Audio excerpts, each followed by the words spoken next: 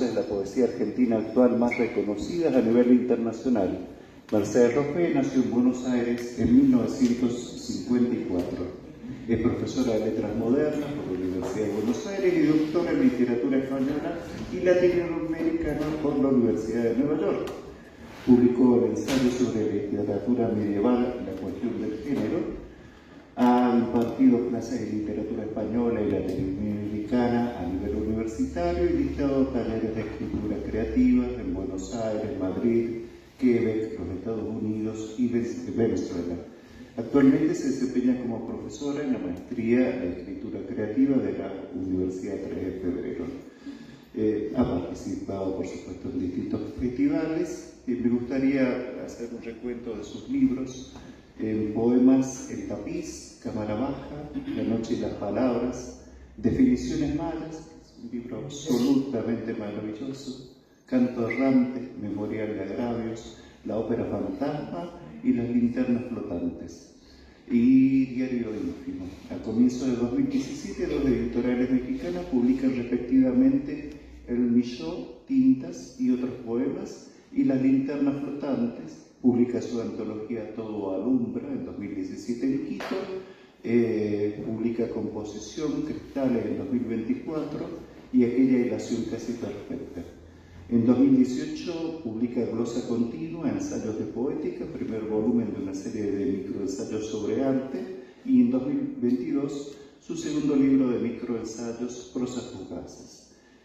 Había publicado La interrogación incesante, entrevistas realizadas entre 1996 y 2012. Yo creo que hay muchísimo más para leer, pero creo que tener el gusto y el placer de escucharla acá nos libra de mayores presentaciones.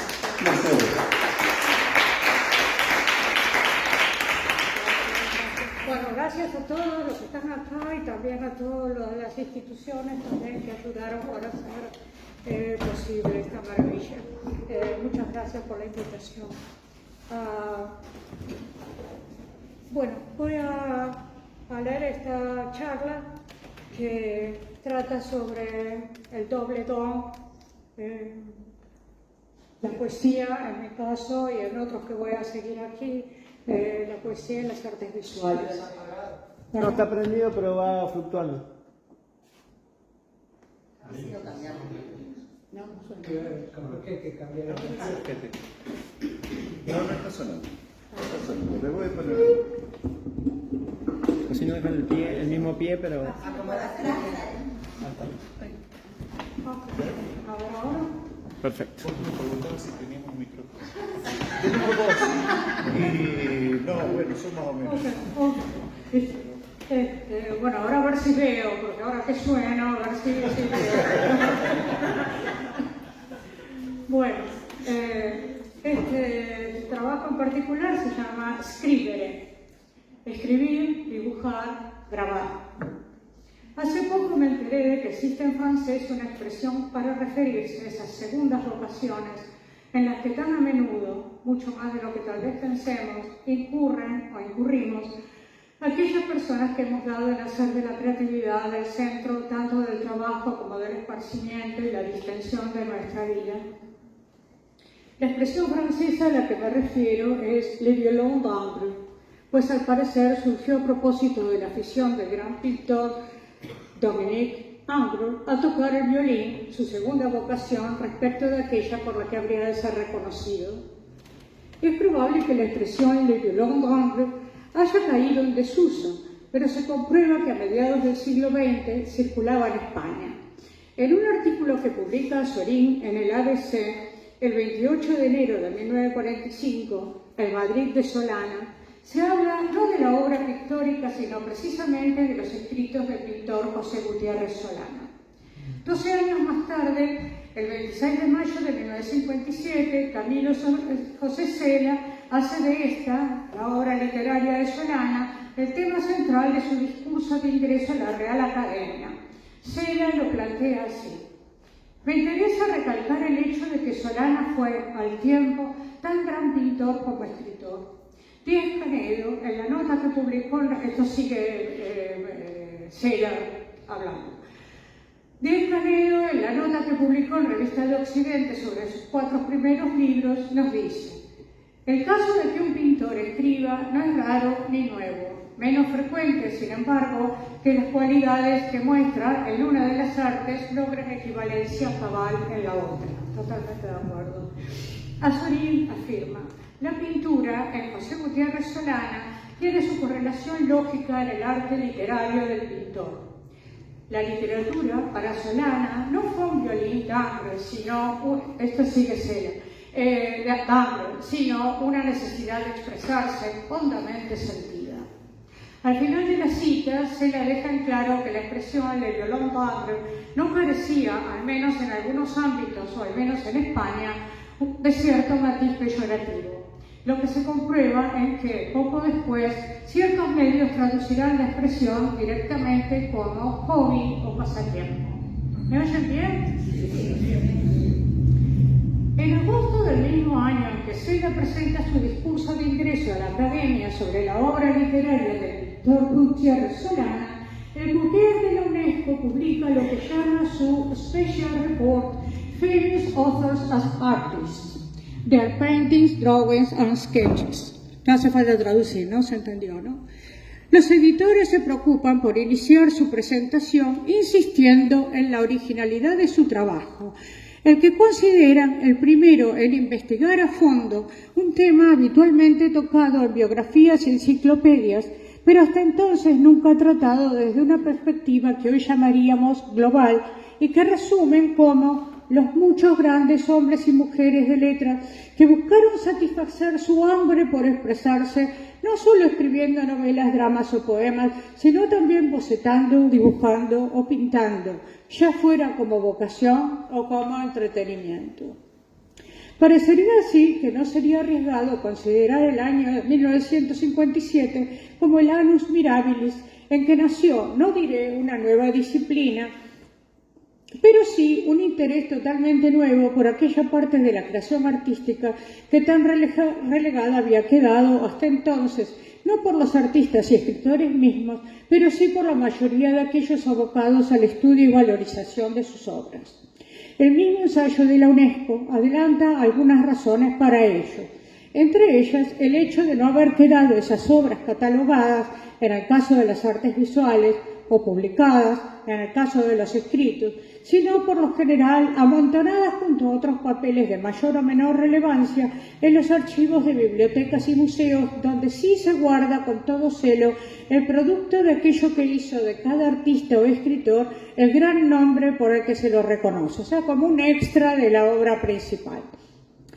Un rastreo a lo largo de los 7 u 8 últimos siglos nos confronta con ciertas razones más amplias o más determinantes para que la historia se haya dado del modo en que se dio. Es sabido que por hombre renacentista se entiende aquel que, como Miguel Ángel o Leonardo, se desempeñó en más de un campo artístico o científico. Esa capacidad declinó notablemente durante el siglo XVIII y no es difícil adivinar por qué, ya que el siglo de las luces no fue uno de los más lúcidos, ni amplios, ni permisivos de los que se tiene memoria, a menos en las artes de todo tipo.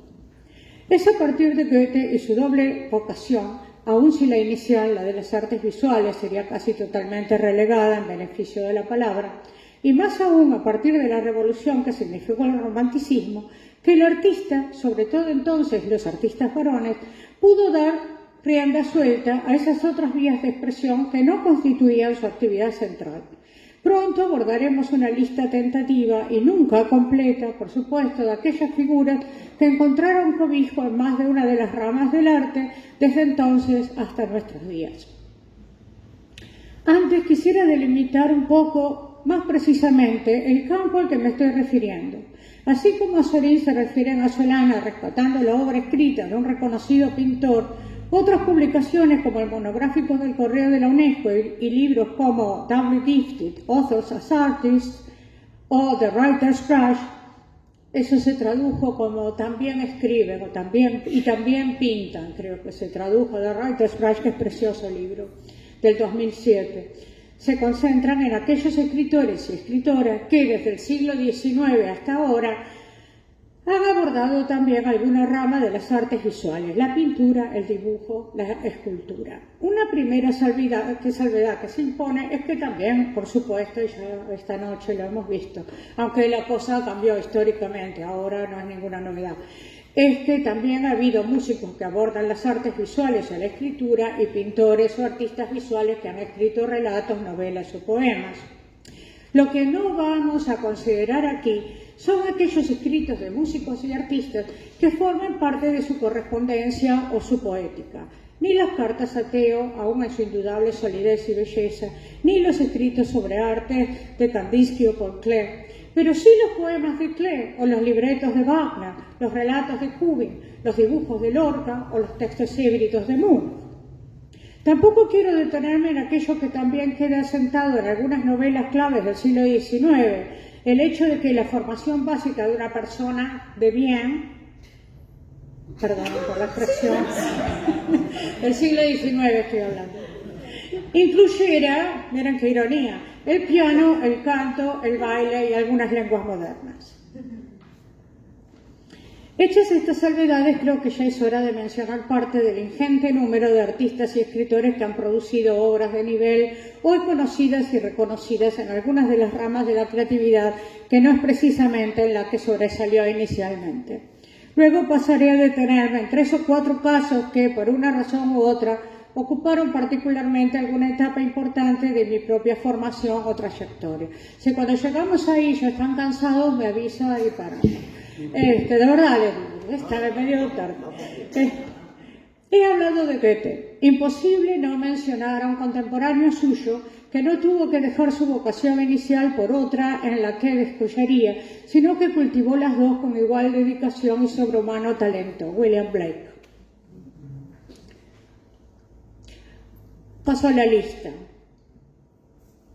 Baudelaire, Poe, Artaud, Emily Bronte, Sylvia Plath, Robert Duncan, Alejandro Pizarnik, Dostoyevsky, Henry Darger, Allen Ginsberg, Rafael Alberti, Lorca, Claro, Juno Barnes, Jean Cocteau, Kafka, Patricia Highsmith, Günter Grass, Gogol, Marianne Moore, Victor Hugo, Eric Satie, Verlaine, Odilon Redon, Audrey Bursley, Strindberg, Dylan Thomas, William Morris, Émile Zola, Henri Michaud, Rabindranath Tagore, Hermann Hesse, Hans Christian Andersen, Lewis Carroll, Pierre Loti, Thomas Hardy, Charlotte Bronte, George Sand y los ya mencionados Paul Klee, Wagner, Kubin, Munch.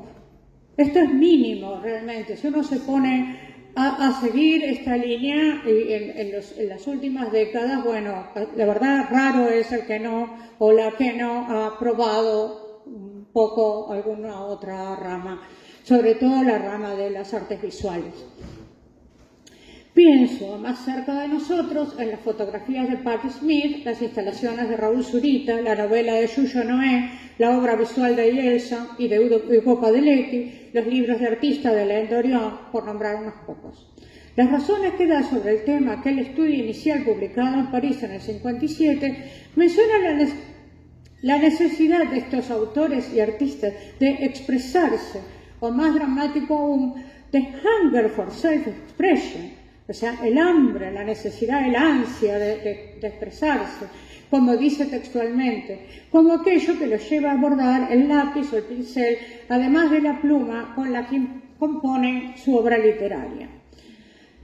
Esa doble condición que le permite al ser humano expresarse o expresar o representar algo, aun sea de manera no figurativa, a través tanto de la escritura como del dibujo o la pintura, está ya presente en la etimología misma de la palabra escribir, o su origen latino scribere. Si nos remontamos a tiempos anteriores a la invención del papel, entendemos hasta qué punto escribir era también, más que nada, grabar. Trazar en tablillas de madera o de arcilla con un estilete los trazos de aquello que quería conservarse por escrito. La escritura cuneiforme y las tablillas romanas son ejemplos claros del alcance del verbo script en sus orígenes. Más cerca de nosotros, había que pintar el primer libro, dice la poeta Soledad Fariña, en la línea que inaugura toda su obra poética. Hay un tema, sin embargo, también muy poco tratado y estudiado, que quisiera traer a propósito de esta necesidad, que no estoy segura de que se acaba en una urgencia por la autoexpresión, es decir, por la necesidad de transmitir sentimientos, experiencias, alegrías, luchas o fracasos. Pienso en algo mucho más pequeño y demoníaco, si se quiere. Todo depende de la placidez o la violencia con que se nos presente. Me refiero a un síndrome que, siguiendo a Edgar Allan Poe, la neuróloga Alice Flaherty dio en llamar The Midnight Disease, la enfermedad de la medianoche. Se trata de una condición conocida en los círculos medios como hipergrafia, que tiene por síntoma principal la escritura compulsiva. La urgencia de escribir o dibujar, para el caso, no por lo mucho que se tenga que decir o expresar, sino por una necesidad física de origen neurológico. Es decir, se siente como si fuera una urgencia de la mano, pero en realidad es del cerebro, de los lóbulos temporales, una urgencia que compele a hacer grafos, o más aún, a no parar de hacerlos. Por eso no es de extrañar que tantos escritores y artistas especialmente prolíficos continúen, por así decir, sobre el lienzo o el papel aquel movimiento iniciado en el cuaderno. Escribir y dibujar resulta de un impulso semejante que no solo tiene su raíz en algo que podría considerarse alguna forma de trastorno, sino en la historia misma de la escritura, en tanto creación de los distintos códigos y alfabetos, así como el desarrollo de la caligrafía como arte. Esta compulsión por continuar lo material de la escritura, lo físico, lo corporal, esa pasión o ansiedad por configurar una y otra vez el trazo, ha tenido también sus momentos claves en la historia tanto de Oriente como de Occidente. De Oriente, bien sabemos la importancia que ha tenido la caligrafía desde al menos el siglo VII de nuestra era. Desde entonces, el arte de China y más tarde de Japón unieron tres ramas de las artes en una misma obra, de manera que lo que Japón llamó las tres perfecciones, la pintura de paisaje, el poema y la caligrafía, se hicieron inseparables, en la misma seda, en la misma tela. Un punto interesante, sin embargo, es comprobar que cuando se le pregunta, esto es muy piola, cuando se le pregunta a algún especialista o se trata de rastrear en los libros qué poemas transcriben esas caligrafías, qué es en definitiva lo que dicen esos bellísimos trazos que realzan los hanging scrolls, o sea, los lienzos, las telas colgantes, y los biombos de los mejores museos del mundo, rara vez se da con alguien que logre descifrarlos. Algunos libros incluso van tan lejos que llegan a apuntar como pie de foto, me consta, yo lo tengo, como pie de foto en cuerpo 2, al final del libro, ¿no? Que los poemas que escribieron como pie de foto de las imágenes no tienen relación alguna con lo escrito en la seda pintada que acompaña, pero lo pone, por supuesto, 400 páginas después en cuerpo 2. Lo confirmé igual porque quería yo también hacer una prueba de escritura vertical y confirmé con una amiga especializada, Palia Sato, especializada en traducción de japonés de la Edad Media nuestra, que esas caligrafías no se leen, ¿no? O por lo menos no se leen con lo que se supone que dicen.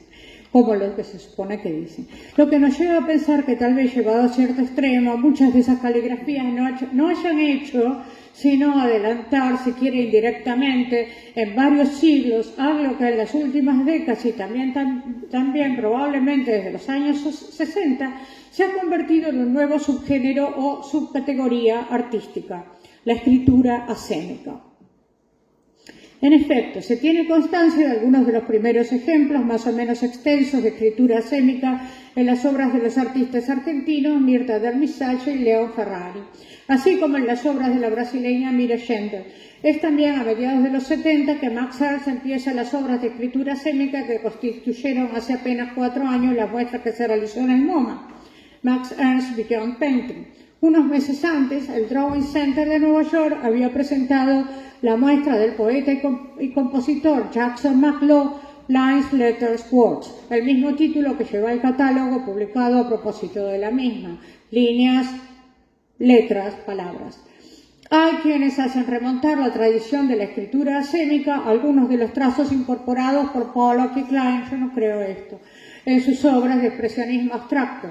Hay una obra especial de Dalí de 1965, homenaje a Meissonier, que podría citarse también por su relación con el gesto y el trazo caligráfico. No me convence, pero lo cito. Tal vez esa la irrupción más radical de escritura asémica en años recientes confirme aquello que decía anteriormente con respecto a la caligrafía china y japonesa como un arte gestual bastante menos decodificable de lo que como como occidentales siempre creímos. Esto continúa con algunas otras muestras. Voy a saltear.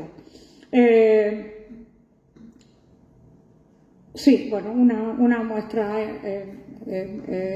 de rollos en el Met, en la sala de Asia, de un joven artista chino.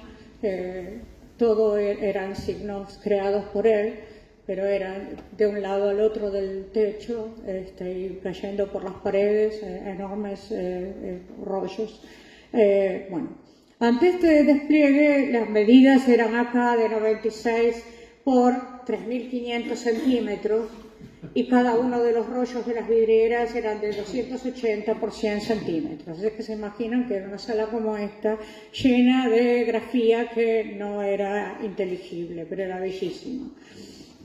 Ante este despliegue tan posmoderno como arraigado en una de las tradiciones artísticas más largas y respetadas de Oriente, solo me queda indicar que en Occidente no nos quedamos atrás, señalando precisamente el libro de Darmisace y las escrituras quemadas de Roberto Elía y tal vez de una manera más informal, no sé si alguno visita el grupo de Facebook que se llama Asemic Writing, que en el año 2009 tenía ya 20.000 miembros. Por supuesto, no todo era bueno, no todo tenía nivel, pero implica un cierto interés. En Pinterest también, en Pinterest hay cosas bellísimas de Asemic Writing. Llegados a esta apoteosis, solo nos queda volver atrás si quieren, si no me dicen y paro. Y empezar también a recabar en algunos pasos de dobles vocaciones que fueron especialmente significativos para mí personalmente, en tanto marcaron momentos claves de mi propia trayectoria, al tiempo que descubrieron algunos pasos marginales en el tiempo, siempre fecundo diálogo entre las artes. 1.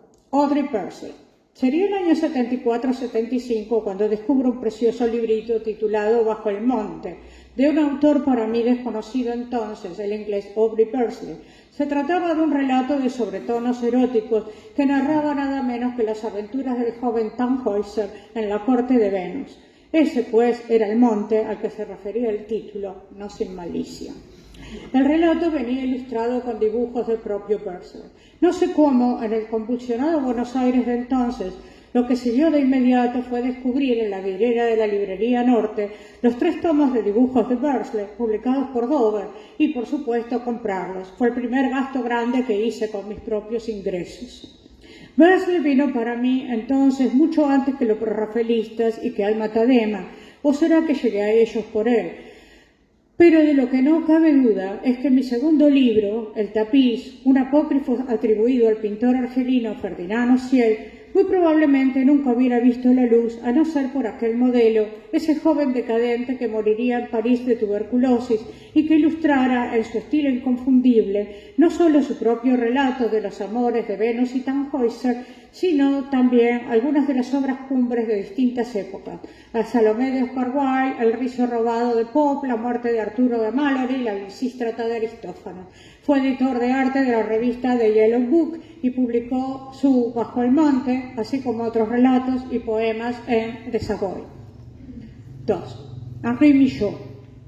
Ya inmediato a la carrera de letras, 1 o 2 años después del descubrimiento de Purcell, caería en mis manos Conocimientos por los abismos. El libro en el que Henri Michaud expone sus experiencias con mescalina bajo control médico. Aun si la curiosidad y el respeto por la producción artística bajo estados alterados de conciencia siempre me seguirían interesando, pronto daría con su poesía en prosa y sin duda con aquello que fue desde el primer momento y sigue siendo más relevante para mí, sus tintas, su obra visual. Creo que Millot es el ejemplo más claro, en mi opinión, al menos, de aquello que podría dar en llamar la revolución del outsider. Outsiders es como Susan Sontag y Siri Haswell se consideran a sí mismas con respecto a los dos campos que ambas dominan como pocos. La fotografía una y la neurociencia otra. Pero en los que no son practitioners, es decir, no tienen una práctica ni un diploma que las autorice. Eso es lo que fue Millot con respecto a la pintura. ¿Y por qué llamo a su aporte una revolución? Afirmar que Millot influyó con sus tintas en el devenir de la historia del arte es probable que resulte una enunciación desmedida. Lo que sí sé es que Millot creó una cuña en la historia, una entrada, un ángulo que, si no en los Pollocks y los Rothkos y los Waterwells, sí incidiría en el florecimiento de ese campo nuevo en Occidente que es, como ya hablamos, la escritura escénica. En cuanto a su incidencia en mí, digamos que distó de ser inmediata. Lo seguí leyendo, lo seguí admirando, seguí tratando de asistir a las muestras y comprar los libros que me permitieran seguir abrazando su obra visual, sus tintas, sus alfabetos. Pero no es normal que para que se dé una influencia, una voz determinante pero legítimamente apropiada en la obra de alguien, ha de darse en una buena proporción aunada con otra u otras cosas, tamizada por otras influencias, otros aportes paralelos, afines, congruentes.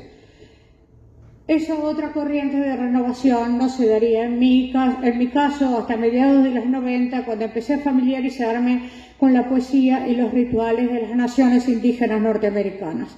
Allí las tintas de Millot fueron a confluir con los pictogramas chipeguas, donde el dibujo funciona como ideograma o pictograma que codifica un texto pintado en hojas de abedul. Mi serie de poemas, dibujos o pictogramas, que se tituló en una primera edición que salió en México, el Millot, se tituló, la próxima edición le hará mayor honor, ya le hizo mayor honor al componente nativoamericano que está en su origen. Primero lo llamé Millot y luego me di cuenta de que sí, Millot está ahí, pero mucho más porque al ser pictograma está el texto también. Entonces, eso no es Millot, eso son los chipeguas. Entonces lo reivindiqué, me disculpé de alguna manera poniendo ese origen y por lo general algo que no siempre se entiende, pero un epígrafe que es una canción chipegua. Ok, ya termino. ¿Están cansados? No, demasiada información, yo quiero ver todo. Es que, o sea, el tema me gusta mucho. Odilon Redon. ¿Sabían ustedes que Odilon Redon escribió relatos y poemas? ¿Sabían que sus relatos se publicaron antes en español en Argentina, traducción mía, que en francés en Francia? En algún momento de los 90 recuerdo haberle propuesto a quien entonces era mi editor en Buenos Aires la traducción del diario de Odilon Redon, comúnmente titulado A su amena.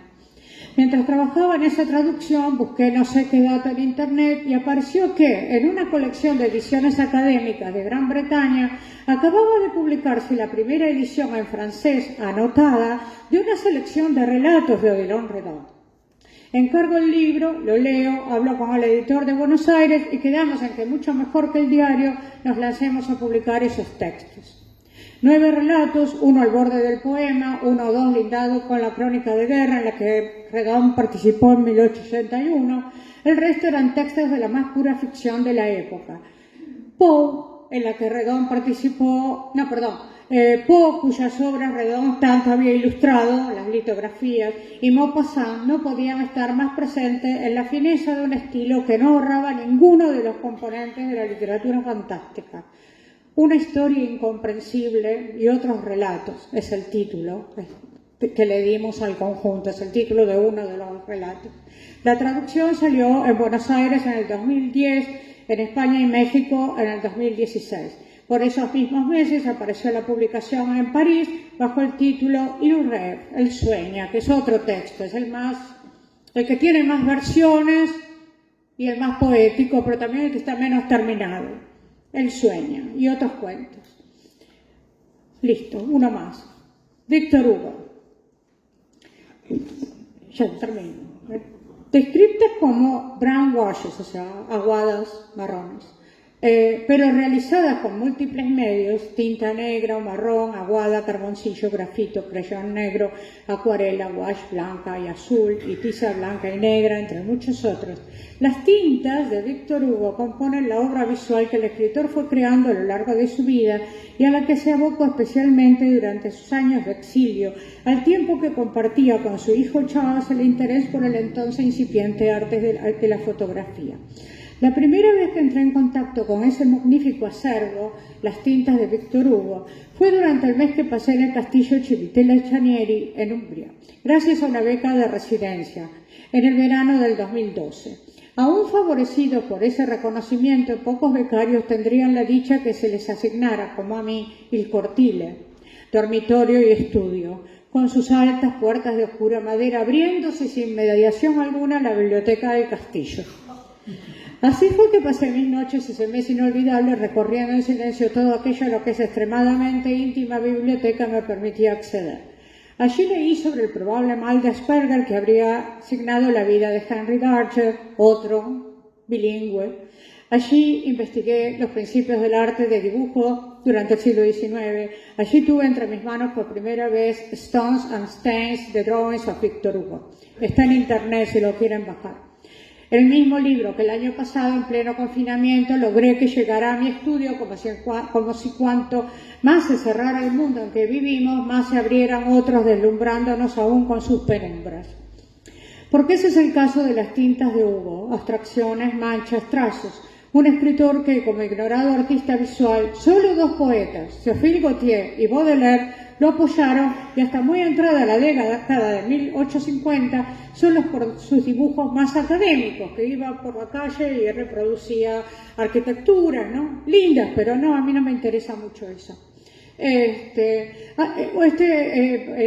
Artista que adelantaría 100 años el arte que hoy conocemos como abstracto, curioso paralelo de Turner, en tanto que visionario y cultor de los secretos del mar, curioso precursor con su Castillo del Ángel de los paneles de Odilon Redon, el muralista exquisito de mariposas, monstruos, peces, flores del Castillo del Barón de Domcy y la biblioteca de Fonfroy, que era Redon, ¿no? Pero se anticipa en las tintas, en algunas de las tintas de Víctor Hugo. De ahí pues surgió mi tercer libro de fotos, homenaje a BH. Le puse BH por la película, la historia de, ¿cómo se llama? De Isabel H, ¿cómo era? Era la hija, pero tan negada que la hija se vuelve, ¿no vieron esa película maravillosa? Creo que era Isabella Gianni, la hija, y hace mucho, ¿no? Y bueno, se enamora y se vuelve obsesiva con un chico, creo que era un soldado, una cosa así, y se vuelve totalmente obsesiva con ese chico, y bueno, quedan mal. Bueno, cuando estemos cenando, no sé, me voy a acordar del título de la película. Entonces, bueno, yo también, de alguna manera, para reclamar esa H, ¿no? Que la ignoraba en cierto sentido, ¿no? Que la desconocía en cierto sentido, está bien. Hice un libro de homenaje a Víctor Hugo, pero le puse BH. Pequeñas revanchas que uno toma siglos después, ¿no? Fotos no tomadas a partir de esas tintas, sino revisitadas, reurdidas a la luz de aquellas, su sombra reescribiendo en su genealogía una progenie de imágenes captadas bajo distintos señuelos, reelaboradas hoy al sesgo de ese brumoso silencio de naves vagabundas, entre chocar de olas contra el oscuro pabellón de un castillo o un malecón olvidado. Es esa mirada la que rescato y reclamo en este libro de fotos, la incandescencia de algunos de sus cielos, sus lunas con rebabas, los difusos contornos de una torre o una barca bajo un pesado manto de sombra. Una obra homenaje no ya al autor de Nuestra Señora de París o Los Miserables, sino al de esos cerca de 4.000 esbozos de piedras, agua, catedrales, pulpos, mar y embarcaciones fantasmas por los que aún hoy muy rara vez se lo conoce. Gracias. Gracias.